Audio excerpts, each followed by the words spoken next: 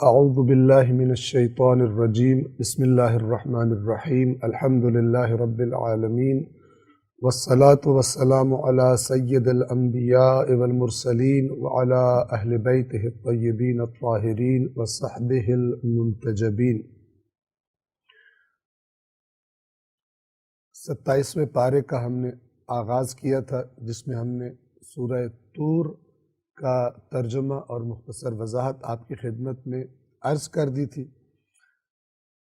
آغاز کر رہے ہیں 27ویں پارے میں سورہ نجم کے ترجمے اور مختصر وضاحت کے ساتھ۔ بنام خدائے رحمان رحیم، قسم ہے ستارے کی جب وہ غروب کرے یا جب وہ گرنے لگے۔ 2، تمہارا ساتھی نہ گمراہ ہوا ہے نہ بہکا ہے۔ کیا رابطہ ہے ستارے کی قسم کھائی ایک کیفیت کی کہ جب ستارہ غروب کر جاتا ہے یا ستارہ گرنے لگتا ہے۔ اسی سورہ مبارکہ میں آگے آ جائے گا کہ ایک تو شعراء نام کا ستارہ تھا جس کی لوگ پوجا کرتے تھے، اور عربوں کا بھی ایک قبیلہ اس کی پوجا کرتا تھا۔ سورج کے بعد وہ سب سے زیادہ روشن نظر آنے والا ستارہ تھا۔ خداوند عالم نے گویا کہ اشارہ کیا ہے کہ وہ جو غائب ہو جائیں، غروب کر جائیں، وہ قابل عبادت نہیں ہوتے، اور یہ ستاروں کا غروب کر جانا یہ گواہی دے رہا ہے کہ دعوت رسول اللہ ہی برحق ہے، نہ کہ اور تم ایک اللہ کی عبادت کرو، باقی اللہ کے شریک بنا کر عبادت کرنا، بتوں کی عبادت کرنا، ستاروں کی عبادت کرنا، یہ باطل ہے۔ یہ مراد بھی لی جا سکتی ہے وَالنَّجْمِ اِذَا ہوا سے، یہ جو غروب ہو جاتے ہیں، یہ جو گر جاتے ہیں، یہ ستارے قابل عبادت نہیں ہیں۔ یا یہ مراد لی جا سکتی ہے کہ جیسا پہلے قرآن کریم کی صورتوں میں گزر گیا کہ جب کوئی شیاطین غیب کی کوئی خبر لینے کے لیے آسمان کی طرف جاتے ہیں تو چمکتے ہوئے شہاب ثاقب ان پر لپکتے ہیں اور وہ ان کے لیے عذاب بن جاتے ہیں اور وہ اوپر نہیں جا سکتے۔ اگر اس سورہ مبارکہ کی بعد میں آنے والی آیات کو ہم مد نظر رکھیں کہ جس میں کافر جو رسول اللہ پر یہ بہتان لگا رہے تھے کہ ان پر کوئی وحی نہیں آتی، یہ اپنے پاس سے گھڑتے ہیں، اور کبھی کہتے تھے کہ یہ اچھا بھلا تھا اب گمراہ ہو گیا، اور کچھ لوگ کہتے تھے یہ بہک گیا ہے، تو اللہ تبارک و تعالی آسمانوں سے جو وحی لے کر فرشتے اترتے ہیں اور انبیاء تک لے کر آتے ہیں، اور اب خود رسول اللہ تک وہ وحی لے کر آنے والا فرشتہ خداوند عالم اس نظام کو گواہ بنا رہا ہے کہ وہ ستارے کے جو شیاطین کو اجازت نہیں دیتے کہ وہ آسمان سے آنے والے پیغام میں سے کچھ چرا لیں یا اس کی پہلے سے خبر پیدا کر لیں، یہ اللہ کا بنایا ہوا مضبوط نظام کہ جس کے ذریعے وحی آسمانوں سے اتر کر نبی تک پہنچتی ہے، یہ نظام کو اللہ گواہ بنا رہا ہے کہ ہمارا رسول نہ بھٹکا ہے نہ بہکا ہے۔ 2 لفظ آئے، ما ضل صاحبکم، تمہارا ساتھی۔ یہ ساتھی کیوں کہا رسول اللہ کو؟ اس لیے کہ 40 سال مکے والوں کے ساتھ گزرے، اور گویا یہ بھی اشارہ کیا جا رہا ہے کہ ان 40 سالوں میں تم نے اس کو کوئی بہکی ہوئی بات کرتے دیکھا، کوئی ایسی بات کرتے دیکھا جو بھٹکے ہوئے لوگ کرتے ہیں؟ یہ ضل اور غوا میں کیا فرق ہے؟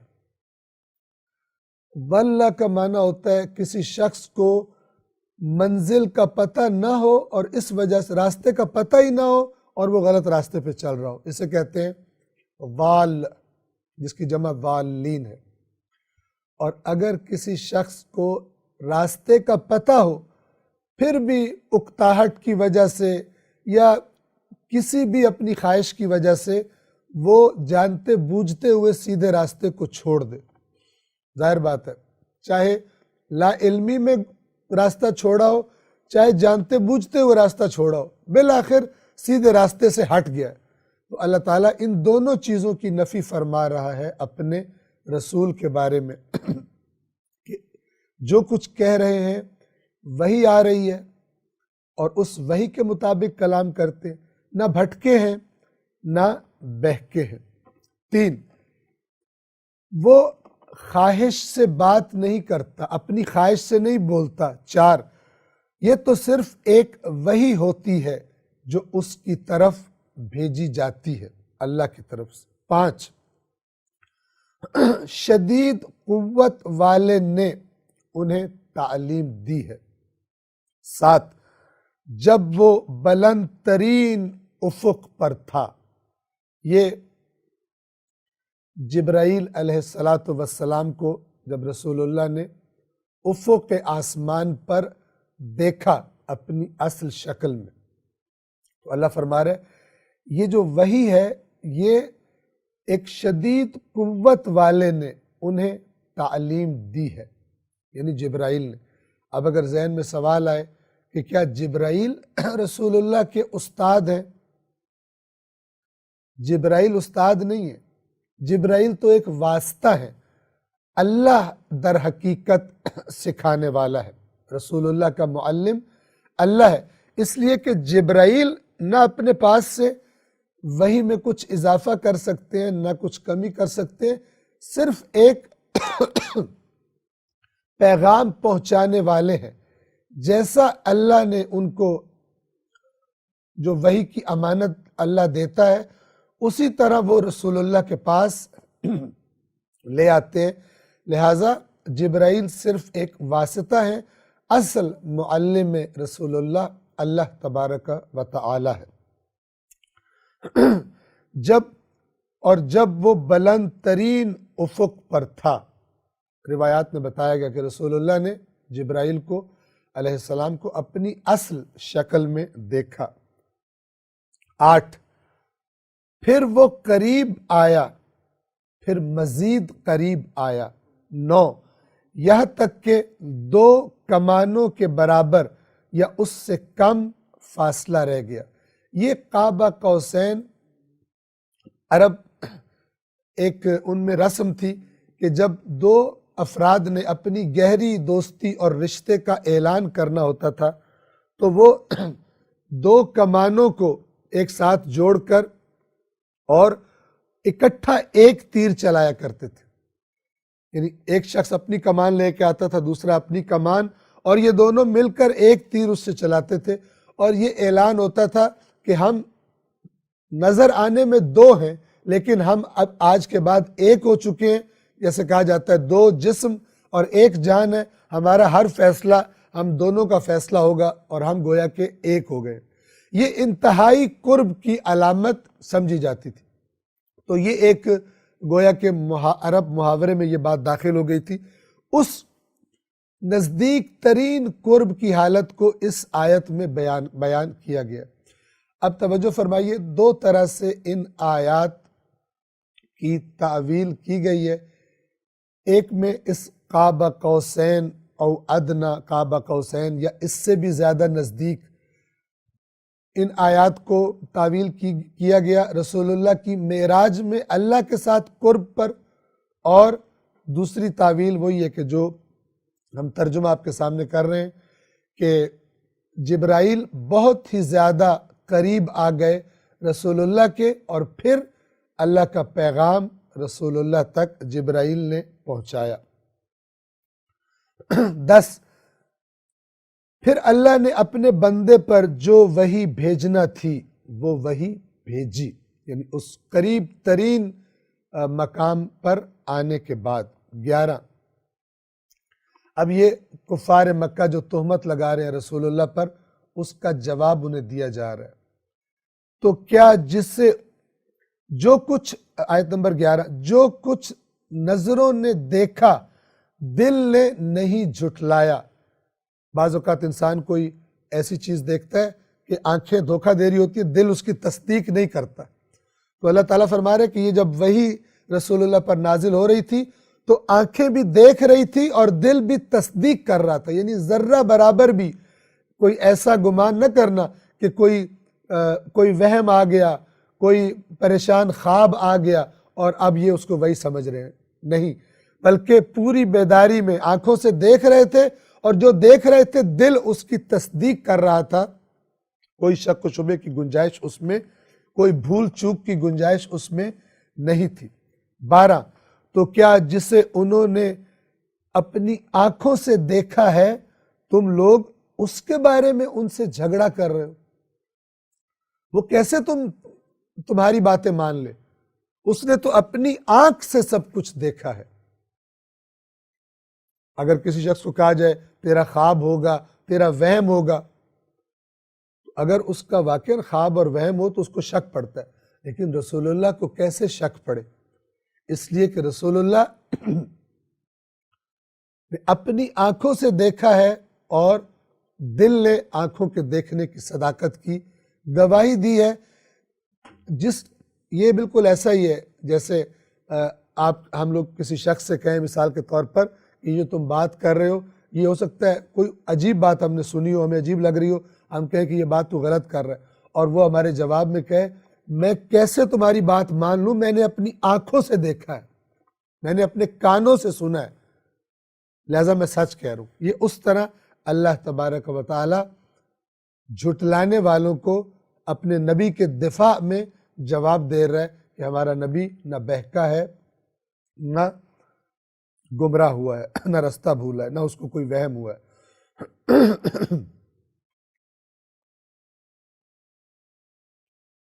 13، اور بے شک انہوں نے پھر ایک مرتبہ اسے دیکھ لیا، یعنی حضرت جبرائیل کو ایک مرتبہ پھر دیکھا، کہاں پر؟ 14، سدرۃ المنتہا کے پاس۔ سدرہ عربی زبان میں بیری کے درخت کو کہا جاتا ہے، یہ متشابہات میں سے ہے۔ کیوں کہ اس سدرۃ المنتہا، سدرۃ المنتہا کون سی جگہ ہے کہ جس کے پاس ہی وہ آخری جنت ہے جو قیامت کے بعد نیک لوگوں کو جہاں ہمیشہ ہمیشہ کے لیے رکھا جائے گا۔ اب اس سدرہ سے مراد کیا چیز ہے خداوند عالم بہتر جانتا ہے۔ اس قسم کی آیات کو کہ جن میں کوئی زمین کا لفظ استعمال کیا گیا ہے آسمان کی کسی چیز کو، اس دنیا کی کسی چیز کو بتانے کے لیے کہ جس کا انسان صحیح طرح تصور نہیں کر سکتا، ان آیات کو آیات متشابہات کہا جاتا ہے۔ اور قرآن کہتا ہے کہ جو صحیح علم رکھنے والے ہیں وہ یہ کہتے ہیں کہ ہم اس پر ایمان رکھتے ہیں، اور جن کے دلوں میں ٹیڑھا پن ہے پھر وہ اس میں عجیب و غریب باتیں گھڑ کے اور لوگوں کو گمراہ کرتے ہیں، فتنہ کرنا چاہتے ہیں۔ تو اللہ تعالیٰ نے فرمایا کہ دوسری مرتبہ رسول اللہ نے جبرائیل کو دیکھا اپنی گویا اصل حالت میں، اصل شکل میں، جو روایات میں بتایا گیا اس کے روشنی میں یہ وضاحت آپ کی خدمت میں عرض کر رہا ہوں۔ اصل شکل و صورت میں جبرائیل کو دیکھا کہاں؟ سدرۃ المنتہا کے پاس۔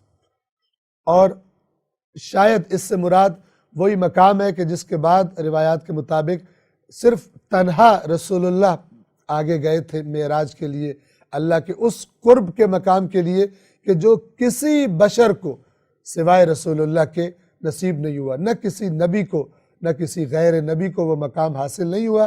روایات اہل بیت میں یہ بات بتائی گئی ہے۔ تو جب گویا واپس آ رہے تھے تو وہیں سدرۃ المنتہا پہ دوبارہ جبرائیل کو دیکھا۔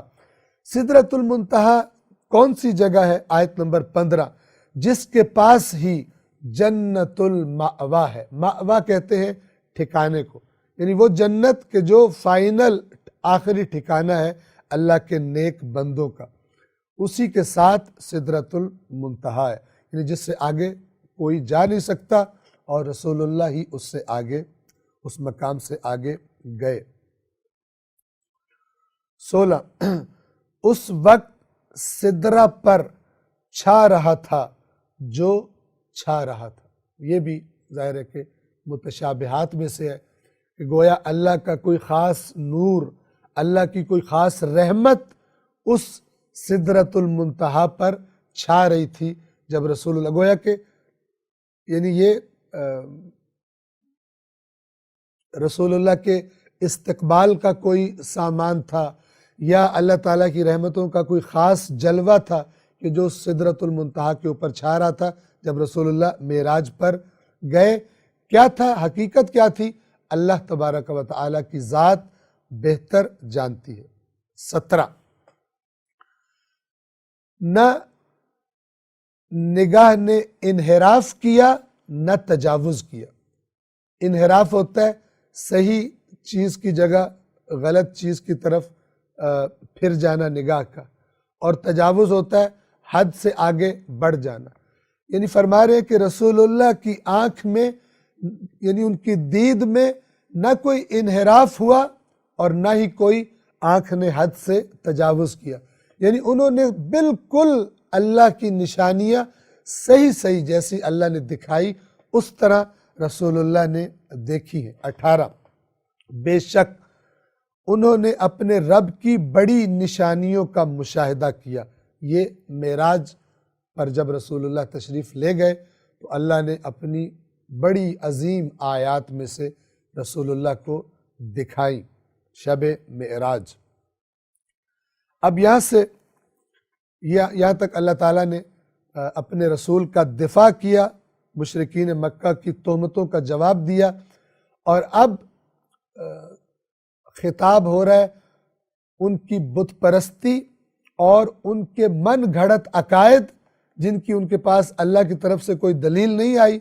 من گھڑت عقائد اپنی آپ سے گھڑ کے فرشتوں کو اللہ کی بیٹیاں قرار دے دینا، اپنے پاس سے گھڑ کے فرشتوں کو اپنے شفاعت کرنے والے قرار دے دینا، یہ سارے من گھڑت عقائد اللہ تعالیٰ ان کا اب جواب دے رہا ہے کہ تم ہمارے نبی پر بہتان لگا رہے ہو، وہ تو جو اس نے اللہ سے لیا ہے برحق وہ تمہیں سنا رہا ہے، تم اپنی حالت تو دیکھو، جو حرکتیں تم کر رہے ہو نہ اس کی کوئی دلیل اللہ کی طرف سے آئی ہے، اور سب کا سب باطل عقائد کا مجموعہ تم نے اپنے لیے گھڑ لیا ہے۔ اس لیے کہ صحیح عقیدہ اور نظریہ وہ ہوتا ہے کہ جو اللہ کی طرف سے آیا ہو اور اللہ کے رسول نے اس کو بیان فرمایا ہو۔ توجہ کیجیے، آیت نمبر 19 سے اب یہ بات شروع ہو رہی ہے۔ کیا تم نے لات اور عزا کو دیکھا ہے؟ یہ بتوں کے نام ہیں۔ 20، اور پھر تیسرے منات کو بھی، لات، عزا اور منات، یہ تینوں لڑکیوں کے نام ہیں، مؤنث نام ہیں جو انہوں نے اپنے پاس سے فرشتوں کے بت بنا کے اپنے پاس سے گھڑ کے ان کے نام بھی رکھ لیے تھے اور ان کی پھر یہ عبادت کیا کرتے تھے۔ تو اللہ نے فرمایا کیا تم نے ان پہ غور کیا ہے؟ 21، کیا تمہارے لیے تو بیٹے اور اللہ کے لیے بیٹیاں ہیں؟ یہ مسئلہ پہلے بھی قرآن میں گزر چکا۔ 22، یہ تو پھر بڑی غیر منصفانہ تقسیم ہے۔ ایک تو یہ ہے ہی باطل، اللہ کی اولاد ہی کوئی نہیں ہے، دوسرا تم ایسے بے انصاف ہو کہ جو اپنے لیے ناپسند کرتے ہو بیٹیاں، اللہ کے لیے تقسیم، اپنی تقسیم میں تم نے اللہ کو وہ تقسیم کر کے بیٹیاں دی ہے۔ کیسی غیر منصفانہ تقسیم ہے، اگرچہ یہ بات ہی باطل ہے۔ 23، اب ذرا غور سے سنیے، یہ اور کچھ بھی نہیں، لات و منات و عزا، یہ اور کچھ بھی نہیں، یہ جو تم باتیں گھڑ رہے ہو کہ یہ بڑے طاقتور ہیں اور یہ شفاعت کریں گی، چونکہ لڑکیاں کہتے تھے، یہ اور کچھ بھی نہیں، صرف چند نام ہیں جو تم نے اور تمہارے آباء و اجداد نے گھڑ لیے ہیں، اللہ نے تو اس کی کوئی دلیل نازل نہیں کی۔ اب یہ قرآن کا پیغام ہے کہ انسان جو بھی عقیدہ بنائے اس کی دلیل تلاش کرے، اللہ کے قرآن سے یا رسول اللہ اور مثلا اہل بیت اطہار کے فرمان سے، اور وہ بھی صحیح روایات جو قرآن کے مخالف نہ ہو۔ فارمولہ جو ہم بار بار تکرار کر رہے ہیں اس درس قرآن میں، یہ تو صرف چند نام ہیں جو تم نے اور تمہارے آباء و اجداد نے گھڑ لیے ہیں، اللہ نے تو اس کی کوئی دلیل نازل نہیں کی۔ تو پھر یہ کہاں سے آئے؟ اللہ فرما رہا ہے کہ تم لوگ کیا کرتے ہو، یہ لوگ صرف گمان اور خواہش نفس کی پیروی کرتے ہیں. یعنی یہ بجائے یہ کہ خالص توحید کو مان لیں جو حضرت ابراہیم ان کو دے کر گئے تھے، انہوں نے خرابیاں کرنی تھی، بے ایمانیاں کرنی تھی، نظام توحید میں ان کو گنجائش نہیں ملی، تو انہوں نے اپنے گمانوں سے جن کو گویا کہ طاقت دی ان کی خواہشات نفس نے کہ کچھ بت گھڑ لو اور پھر کہو کہ یہ بت تمہاری جو تم اللہ کی نافرمانیاں کرو گے، یہ بت جو ہیں ان کو تم خوش کر لو تو یہ تمہاری شفاعت کریں گے اللہ کے پاس اور تمہیں اللہ سے چھڑا لیں گے. یہ شیطان انسان کو اللہ کی طرف سے توجہ ہٹا کے بت پرستی کی طرف توجہ کراتا ہے تاکہ پھر اس بت کے نام پہ انسان کو بہکائے. تم جو بھی خرابیاں کرتے رہو اللہ تعالیٰ تمہیں معاف کر دے گا. بڑی توجہ کے ساتھ سنیے. کبھی تو پتھر کے بت بنوائے گا، اصل میں چاہتا ہے نظام توحید خراب ہو جائے. کبھی پتھر کے بت بنوائے گا، کبھی فرشتوں کی پوجا کروائے گا، فرشتے پاک ہیں جو بہتان ان پہ لگایا جاتا ہے. کبھی حضرت عیسیٰ کی طرف زیادہ توجہ کروا کر حضرت عیسیٰ کے بارے میں غلو کروا کر انہیں ان کی قوم کو گمراہ کرے گا کہ تم عیسیٰ کی محبت میں عیسیٰ کو اللہ بنا دو، اللہ کا بیٹا بنا دو. عیسیٰ پاک ہیں ان بہتانوں سے جو مشرکوں نے ان پر لگائے. عیسیٰ تو پیغمبر توحید تھے. اللہ نے یہ بھی بیان کیا قرآن میں کہ وہ کافر ہیں جو حضرت عیسیٰ کو اللہ کے مقابلے میں اللہ کے برابر درجہ دے دیتے. اور یہ رسول اللہ سے پہلے آنے والی مقدس ترین ہستی حضرت عیسیٰ کا نام لے کر اور ان کے ساتھ حضرت عزیر کا نام لے کر قرآن نے یہ بیان کر دیا کہ ہمارے نیک بندوں سے بھی اگر غلط باتیں ان کے ساتھ منسوب کر کے تم ان کو اللہ کے برابر لے آؤ یا یہ سمجھو کہ ہم ان کو خوش کر لیں تو یہ اللہ سے ہمیں چھڑا لیں گے اور اللہ کے شریعت کے قانون کو بھول جاؤ، نظام توحید کو تم پس پش ڈال دو تو یہ تمہارے کچھ بھی کام نہیں آئے گا. ایک ہی نظام ہے، ایک ہی قانون ہے، جس کو فالو کرو گے تو اللہ کی رضا تمہیں ملے گی. یہ اللہ کے بندے اسی قانون کو بتانے کے لیے تمہارے پاس آئے تھے، نہ کہ ان کے نام پر اور قانون اور رسومات گھڑ لی جائیں اور پھر کہا جائے کہ ہم تو ان کو خوش کر رہے ہیں، اللہ کے ساتھ یہ خود ہی معاملہ ہمارا سیدھا کر لیں گے. یہ توحید نہیں، یہ شرک ہے.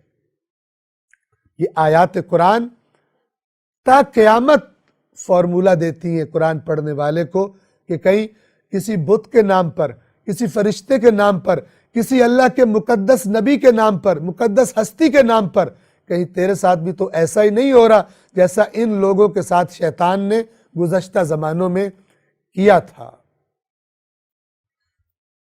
یہ لوگ صرف گمان اور خواہشات نفس کی پیروی کرتے ہیں. شیطان جو پیکج دیتا ہے نا وہ اللہ کے پیکج سے انسان کے لیے بڑا اٹریکٹیو ہوتا ہے.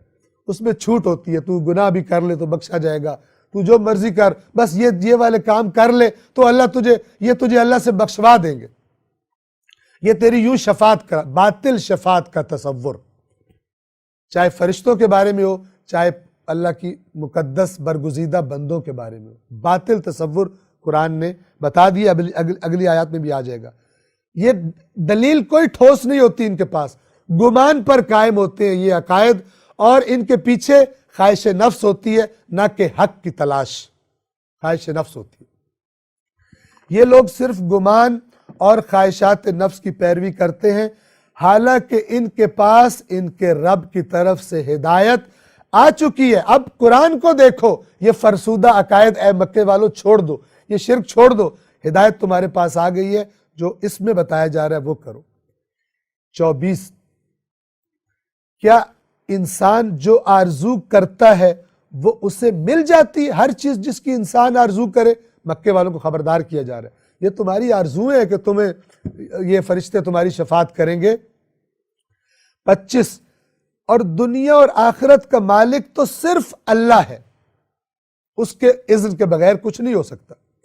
جس سے تم غفلت میں پڑ گئے ہو، جس کے ساتھ تم شریک بنا رہے ہو فرشتوں کو اس کی بیٹیاں قرار دے کر. 26 اور آسمانوں میں کتنے ہی فرشتے ایسے ہیں جن کی شفاعت کچھ بھی فائدہ نہیں دے گی مگر اللہ کی اجازت کے بعد جس کے لیے وہ چاہے اور پسند کرے. یعنی شفاعت ہوگی لیکن اللہ دو اذن کے درمیان شفاعت ہوگی. ایک شفاعت کرنے والی ہستی کو اذن دیا جائے گا کر لے، اور دوسرا اللہ تبارک و تعالیٰ اذن دے گا اس کی شفاعت ہو سکتی ہے.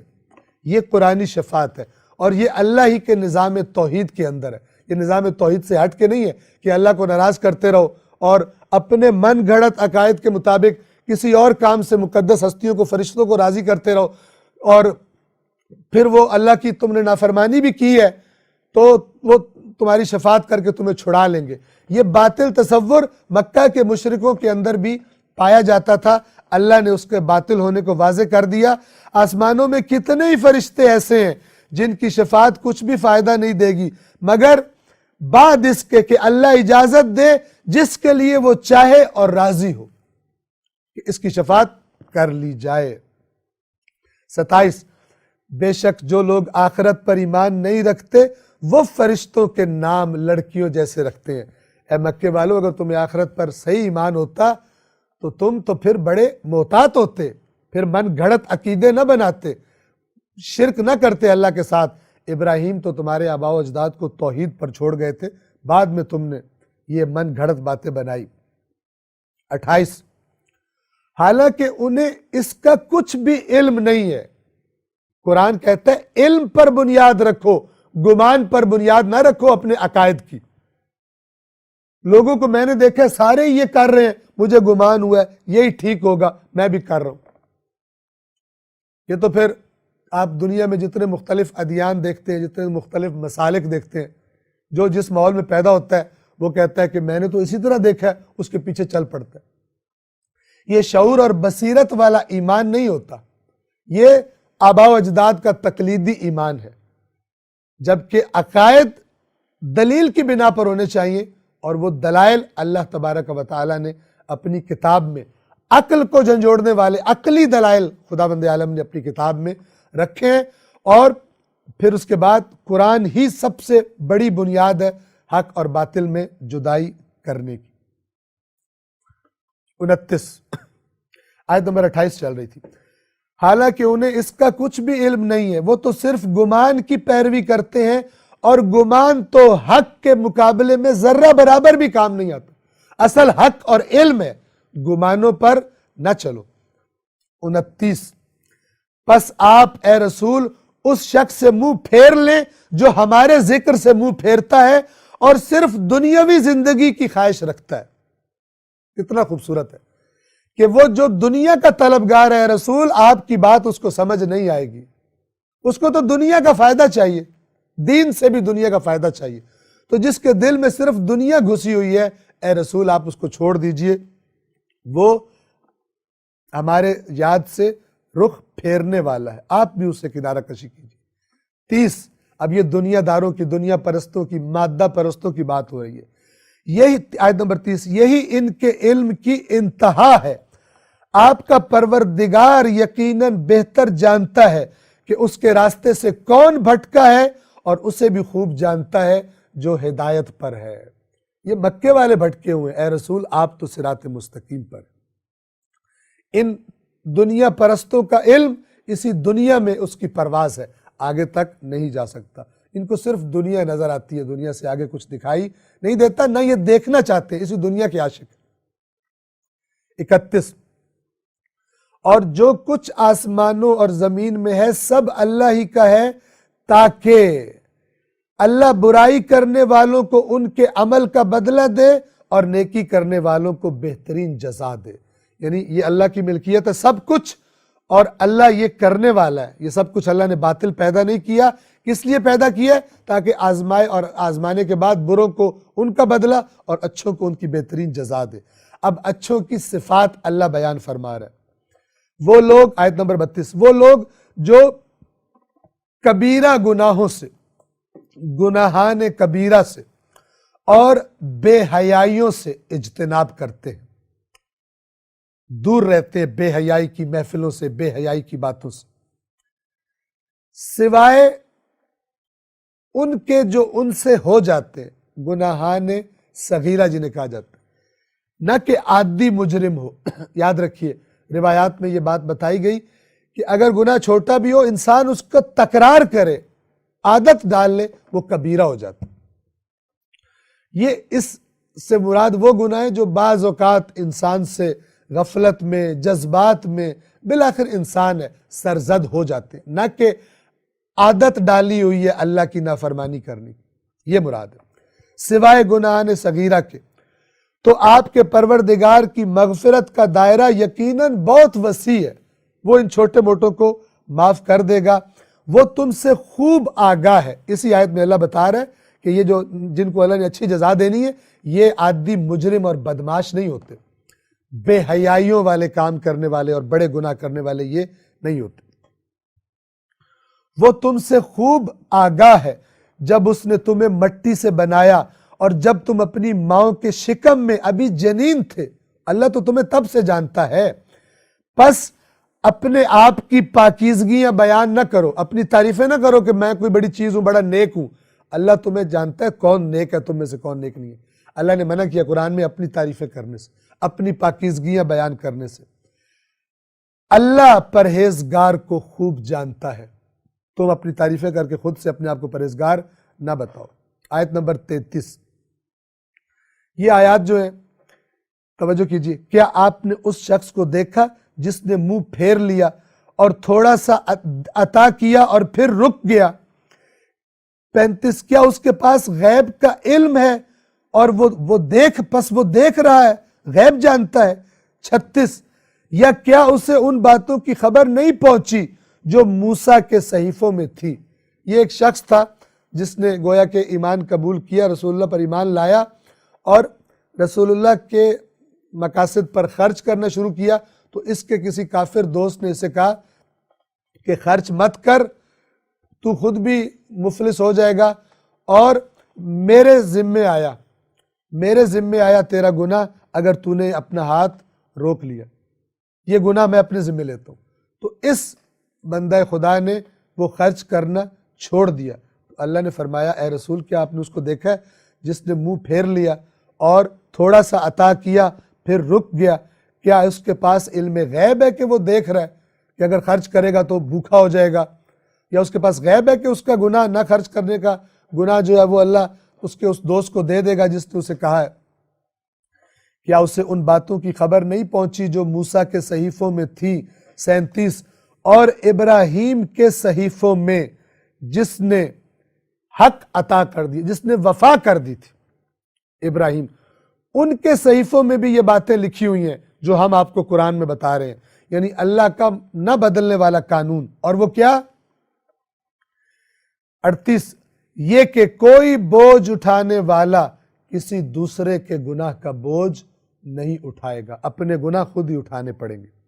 39، اور یہ کہ انسان کو صرف وہی ملے گا جس کی وہ کوشش کرتا ہے، جو اس نے محنت کی ہے اسی کی اس کوشش کی جزا اس کو ملے گی،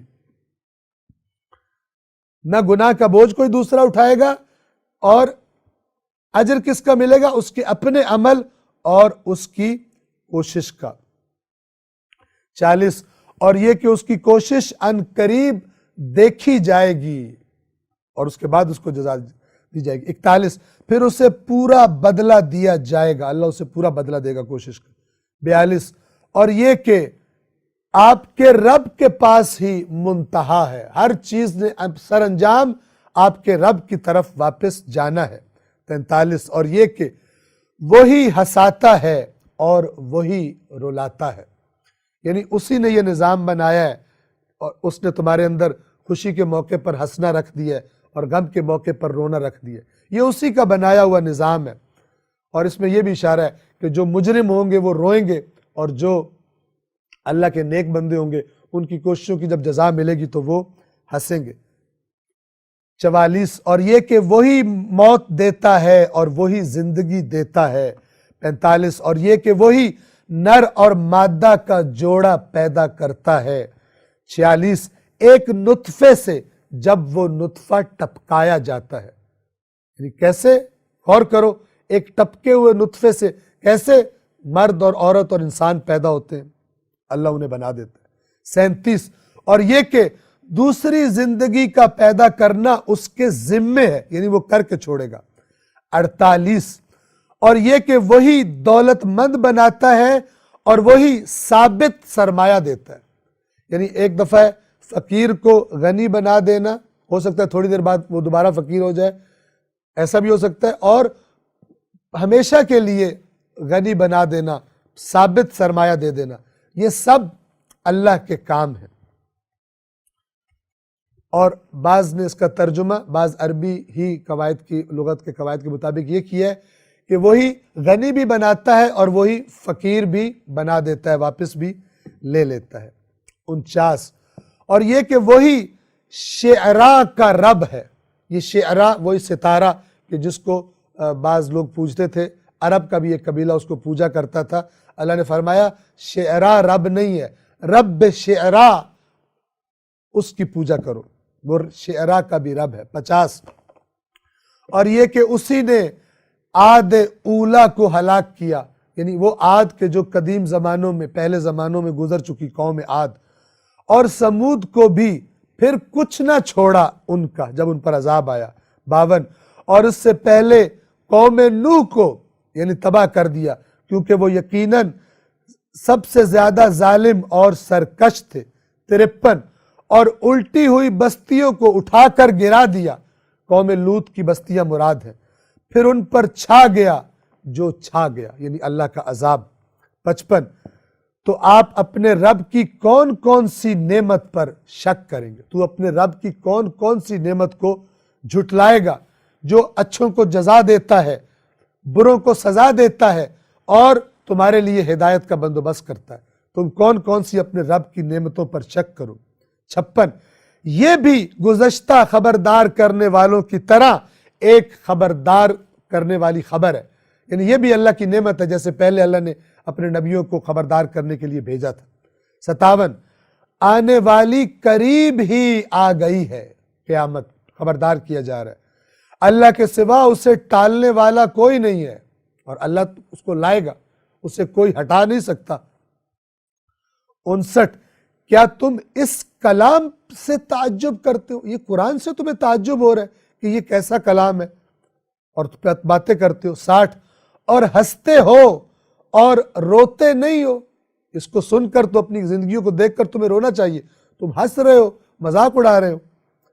61، اور تم لغویات، لغو بیہودہ باتوں میں مگن ہو اور تم غفلت سے نہیں نکل رہے، پس کیا کرو؟ 62، پس اللہ کے آگے سجدہ کرو اور اسی کی عبادت کرو۔ یہ بھی وہ آیت ہے کہ جہاں پر سجدہ واجب ہوتا ہے، لیکن جب عربی زبان میں پڑھا جائے اس آیت کو تب سجدہ واجب ہوتا ہے، اور ہم نے عربی زبان میں نہیں پڑھی، فقط ترجمہ بیان کیا ہے۔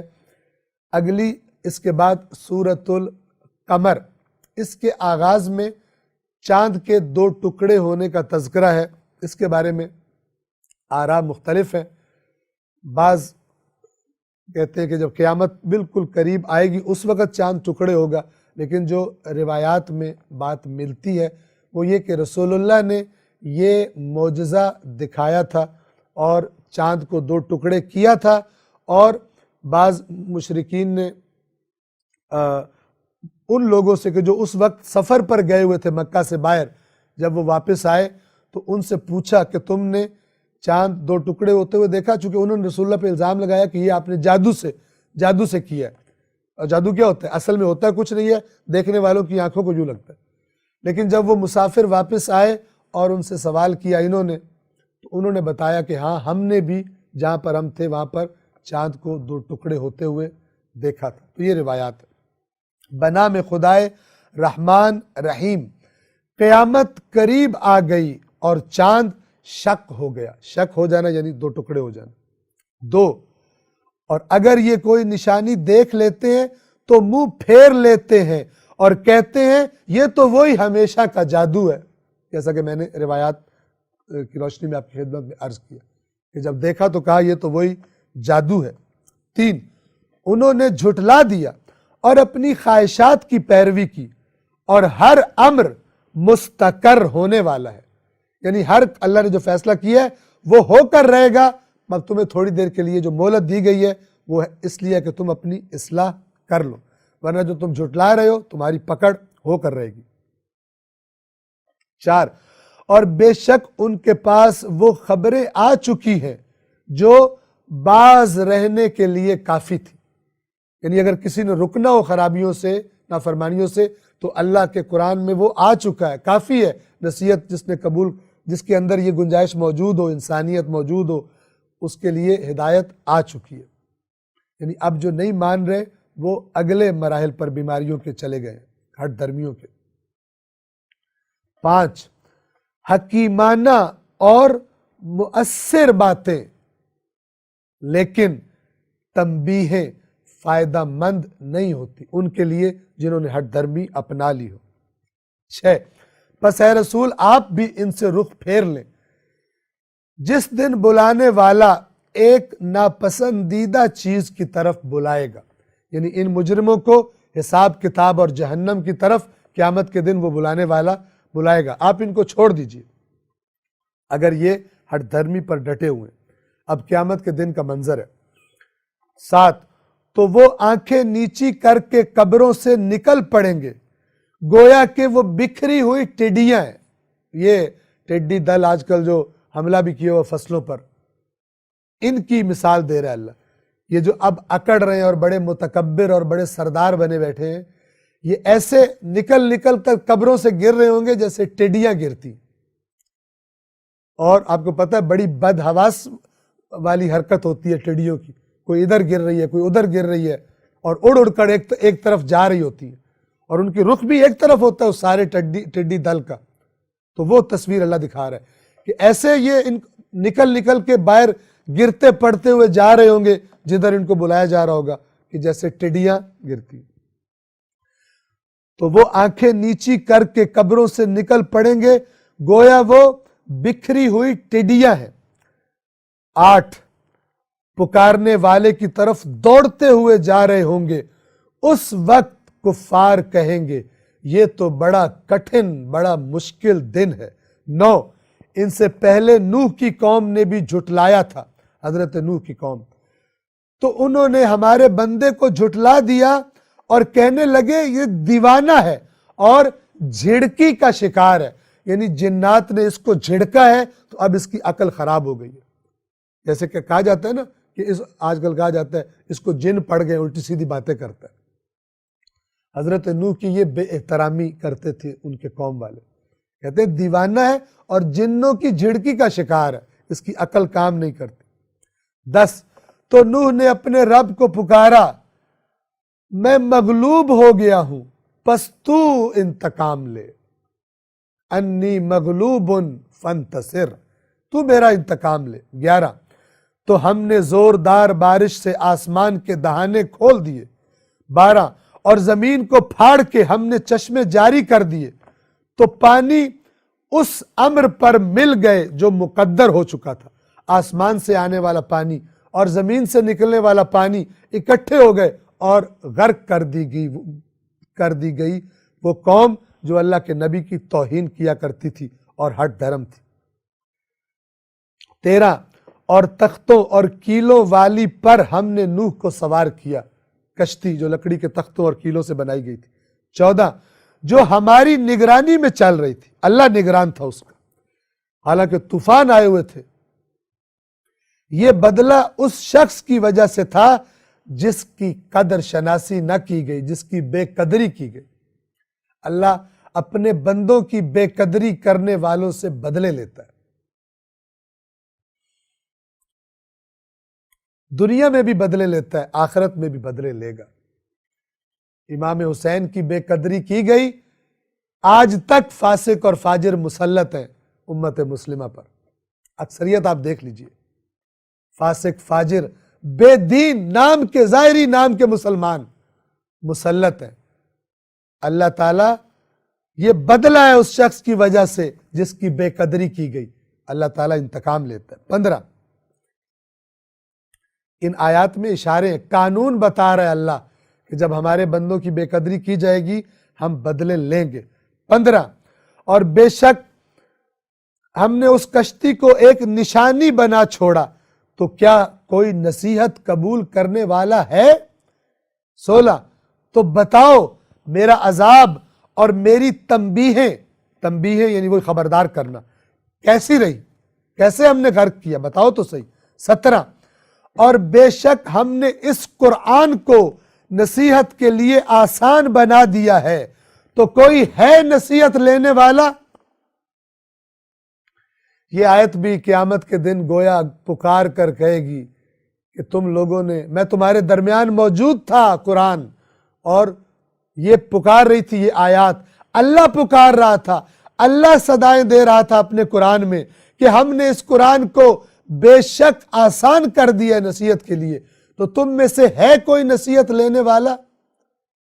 اور تم لوگ اپنی موج مستی میں اپنے من گھڑت ڈھکوسلوں میں لگے رہے، رسومات ادا کرتے رہے، تم نے اللہ کی کتاب کو، تم کہتے تھے سمجھ نہیں آتا، جبکہ اللہ کہے گا نہیں لکھا قرآن میں کہ میں نے نصیحت کے لیے آسان کر دیا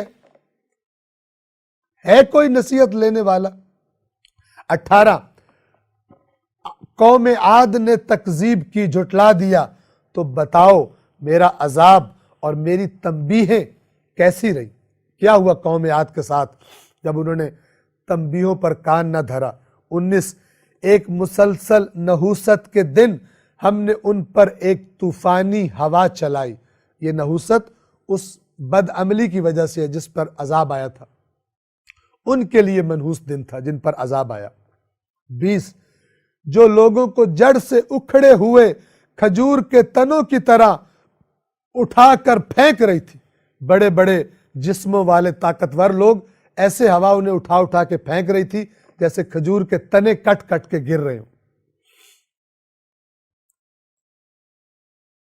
21 پس بتاؤ میرا عذاب اور میری تنبیہیں کیسی تھی۔ 22 اور بے شک ہم نے اس قرآن کو نصیحت کے لیے آسان بنا دیا ہے، تو کیا ہے کوئی نصیحت قبول کرنے والا، نصیحت لینے والا؟ اس سے عبرت، اس میں کون سے ایک ایک لفظ کے 10 معنی نکل رہے ہیں جو تمہیں سمجھ نہیں آتے، اور 30 اور 40 معنی، اور تم نے ڈھکوسلے اور بہانے بنائے۔ چند جگہوں پر جہاں پر تھوڑا زیادہ تدبر اور سیاق و سباق دیکھنا پڑتا ہے، ان کو تم بہانے بنا کر تم نے پورے قرآن کو بدنام کر دیا کہ قرآن پڑھ ہی نہیں سکتے، 30 معنی نکلتے ہیں۔ شرم و حیا تم نے ہٹا دی، اللہ کہہ رہے میں نے قرآن کو نصیحت کے لیے آسان کر دیا، اور تم نے پروپیگنڈا کر دیا لوگوں میں کہ قرآن سمجھ میں نہیں آتا، بڑا مشکل ہے، اور عوام امت رسول قرآن سے دور ہو گئی۔ تھوڑا صبر کرو، تمہاری باری آنے والی ہے۔ اور بے شک ہم نے اس قرآن کو نصیحت کے لیے آسان بنا دیا، تو کیا ہے کوئی نصیحت لینے والا؟ 23 سمود کو بھی ہم نے خبردار، سمود نے بھی خبردار کرنے والوں کو جھٹلایا، تنبیہ کرنے والوں کو جھٹلایا، تو کہنے لگے کیا ہم اپنوں میں سے ایک بشر کی پیروی کریں، ہمارے میں سے یہ صالح ہمارے جیسا بشر ہے اس کی ہم پیروی کریں، تب تو ہم گمراہی اور دیوانگی میں پڑ گئے، ہم اس کی پیروی نہیں کریں گے، اس کی پیروی کرنے لگے تو ہم تو دیوانے، پاگل اور گمراہ ہو جائیں گے۔ 25 کیا ہمارے درمیان ایک یہی رہ گیا تھا جس پر یہ ذکر نازل ہونا تھا؟ انبیاء کا مذاق اڑاتے تھے، سمجھتے تھے ہمارے بڑے بڑے مالدار لوگ زیادہ مستحق ہیں، اللہ ان کو نبی بنائے۔ رسول اللہ کو بھی یہی طعنہ دیا مکے والوں نے، کیا ہمارے درمیان ایک یہی رہ گیا تھا جس پر یہ ذکر نازل کیا گیا؟ بلکہ یہ بڑا جھوٹا اور خود پسند آدمی ہے، یہ جھوٹ بول کر اپنے آپ کو بڑا بنانا چاہتا ہے، یہ بڑا خود پسند جھوٹا انسان ہے، اللہ کے نبیوں پر تہمت۔ 26 ان قریب انہیں معلوم ہو جائے گا کہ بڑا جھوٹا اور خود پسند کون ہے، یہ حضرت صالح کو اللہ نے فرمایا تھا۔ 27 بے شک ہم اونٹنی کو ان کے لیے آزمائش بنا کر بھیجنے والے ہیں، پس انتظار کیجئے ان کا اور صبر کیجئے، یعنی ان کو دیکھتے رہیے کہ یہ اس اونٹنی کے ساتھ کیا کرتے ہیں اور صبر کیجئے۔ 28 اور انہیں بتا دیجئے کہ پانی ان کے درمیان تقسیم ہوگا، ہر ایک اپنی باری پر حاضر ہوگا، ایک دن اونٹنی پانی پیے گی، اور ایک دن باقی قوم کی باری ہوگی۔ 29 پھر انہوں نے اپنے ساتھی کو بلایا اور اسے تھمایا، وہ ہتھیار جس سے اونٹنی کو قتل کرنا تھا، پس اس نے اونٹنی کی کونچیں کاٹ ڈالی۔ یہ اس معجزے کو دیکھا تھا، بعد میں دل سخت ہوئے اور اس اونٹنی کو قتل کر دیا گیا، ہلاک کر دیا گیا۔ اس کے بعد کیا ہوا؟ پھر عذاب آیا۔ 30 تو بتاؤ تو صحیح میرا عذاب اور میری تنبیہ کیسی تھی۔ 31 ہم نے ان پر ایک زوردار چنگھاڑ چھوڑ دی تو وہ سب باڑ والے بھوسے کی طرح ہو کر رہ گئے۔ باڑ میں جانوروں کے لیے جو بھوسا تیار کر کے رکھا جاتا ہے، اس کی حالت آپ نے دیکھی ہوگی، اس بھوسے کی طرح ہو کر رہ گئے، یہ جو اپنی طاقت پر اتنا اترایا کرتے تھے۔ 32 اور بے شک ہم نے اس قرآن کو نصیحت کے لیے آسان بنا دیا ہے، تو کیا ہے کوئی نصیحت لینے والا؟ یہ جو ہے نا وَلَقَدْ يَسَّرْنَا، یہ لقد عربی زبان میں یہ بتا رہا ہوتا ہے کہ قسم کھائی گئی ہے، اور اس قسم کا ذکر الفاظ میں نہیں کیا گیا اور قسم کا جواب دیا جا رہا ہے۔ یعنی صحیح طرح کیا جملہ ہوگا؟ اور اللہ قسم کھاتا ہے کہ اس نے قرآن کو آسان کر دیا۔ کیا جواب دیں گے قیامت کے دن طرح طرح کے بہانے اور ڈھکوسلے بنانے والے اور قرآن سے دور کرنے والے لوگوں کو، اللہ کی مخلوق۔ 33 لوط کی قوم نے بھی تنبیہ کرنے والوں کو جھٹلا دیا۔ 34 تو ہم نے ان پر پتھر برسانے والی ہوا چلا دی، سوائے آل لوط کے جنہیں ہم نے سحر کے وقت بچا لیا۔ 35 اپنی طرف سے فضل کے طور پر، اللہ کا فضل ہوتا ہے جس سے لوگوں کو نجات ملتی ہے، شکر گزاروں کو ہم ایسے ہی جزا دیا کرتے ہیں۔ 36 اور بے شک لوط نے ہمارے عذاب سے، ہماری پکڑ سے انہیں ڈرایا تھا، مگر وہ ان تنبیہ کرنے والوں سے جھگڑتے رہے۔ 37 اور بے شک لوط نے ہماری عقوبت سے پکڑ سے انہیں ڈرایا تھا۔ 37 اور بے شک انہوں نے لوط کے مہمانوں کو قابو کرنا چاہا تو ہم نے ان کی آنکھیں مٹا دی۔ پہلا جو عذاب آیا تھا ان کی آنکھیں ہی غائب کر دی، اللہ نے، اندھے ہو گئے، ایک دوسرے پر چڑھنے لگے، تو ہم نے ان کی آنکھیں مٹا دی۔ لو اب میرے عذاب اور تنبیہوں کو چکھو، جن سے تم نے نصیحت نہیں لی اب چکھو اس کو۔ 38 اور بے شک صبح و سویرے ایک دائمی عذاب ان پر نازل ہوا۔ 39 اب چکھو میرے عذاب اور تنبیہوں کا ذائقہ۔ 40 اور بے شک ہم نے اس قرآن کو نصیحت کے لیے آسان بنا دیا، تو کیا ہے کوئی نصیحت لینے والا؟ ایک کلام، اللہ کی نافرمانی والے ہلاک ہوں گے، اللہ کے نبیوں کی اطاعت کرنے والے، اللہ کی کتابوں کے مطابق، شریعت کے مطابق زندگی گزارنے والے کامیاب ہوں گے۔ اللہ قسم کھا رہا ہے میں نے قرآن میں یہ نصیحت تمہیں آسان بنا کے پیش کر دی ہے، تو ہے کوئی نصیحت لینے والا؟ 21 اور بے شک قوم فرعون کے پاس بھی خبردار کرنے والے آئے۔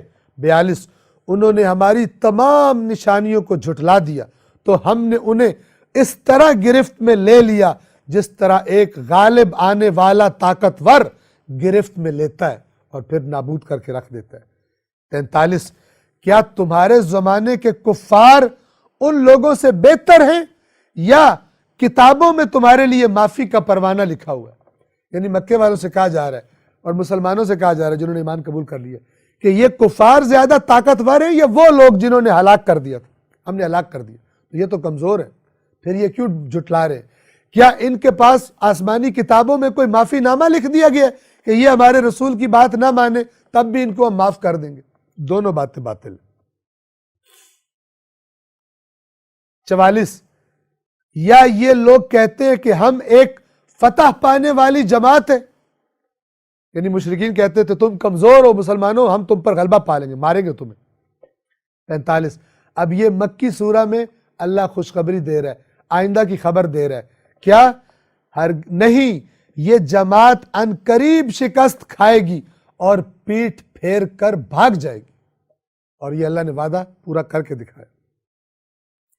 46 بلکہ ان کے وعدے کا وقت تو قیامت ہے، اصل عذاب تو قیامت میں، دنیا میں بھی پیٹ پھیر کے بھاگیں گے، شکست کھائیں گے، لیکن وہ تو مسئلہ ہی نہیں آخرت کے مقابلے میں، بلکہ ان کے وعدے کا وقت قیامت ہے، اور قیامت تو زیادہ ہولناک اور زیادہ تلخ کڑوی ہے۔ 47 اب قیامت کا تذکرہ آیا، بے شک مجرم گمراہی اور عذاب میں ہے، یعنی گویا ابھی یہ جو گمراہ ہیں ابھی عذاب میں ہے، جہنم ابھی ان کے پیچھے پیچھے اللہ کا عذاب آ رہا ہے۔ 48 جس دن وہ منہ کے بل آگ میں گھسیٹے جائیں گے، چکھو آگ کا ذائقہ، یعنی ان سے کہا جائے گا۔ 49 بے شک ہم نے ہر چیز کو ایک اندازے کے مطابق پیدا کیا ہے۔ 50 اور ہمارا حکم بس ایک ہی ہوتا ہے، پلک چھپکنے کی طرح، دیر ہی نہیں لگتی جب اللہ حکم صادر فرما دیتا ہے کہ عذاب کر دو، روک دو ان کو، رک جاتے ہیں، عذاب آ جاتا ہے۔ اور یہ ایک اندازے کے مطابق پیدا کیا، اس میں یہ بھی شامل ہے کہ ایک مہلت ہر چیز کو دی گئی ہے۔ 51 اور بے شک ہم نے تم جیسے بہت ساروں کو ہلاک کر دیا ہے، تو کیا کوئی نصیحت لینے والا ہے؟ 52 اور جو کچھ انہوں نے کیا سب اعمال ناموں میں، کتابوں میں درج ہے، ان کے اعمال نامے ہمارے پاس محفوظ ہیں۔ 53 اور ہر چھوٹی اور بڑی بات لکھ دی گئی ہے، کوئی چیز چھپی ہوئی نہیں ہے، اعمال ناموں میں سب لکھا ہوا ہے۔ 54 اہل تقوی متقین یقیناً جنتوں اور نہروں میں ہوں گے۔ 55 سچی عزت کے مقام پر صاحب اقتدار بادشاہ کی بارگاہ میں، یعنی اللہ تبارک و تعالی کی بارگاہ میں صاحبان تقوی کو جنت میں مقامات دیے جائیں گے۔ سورہ قمر یہاں پر تمام ہوتی ہے انشاءاللہ۔ سورہ رحمان کے ترجمے اور وضاحت سے ہم اگلے درس کا آغاز کریں گے۔ والسلام علیکم ورحمۃ اللہ وبرکاتہ۔